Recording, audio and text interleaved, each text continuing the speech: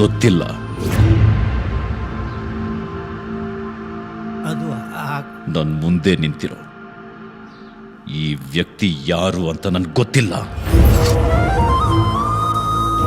ನಾನ್ ಬೆಳೆಸಿದ ಮಗು ಅಲ್ಲ ಅವನು.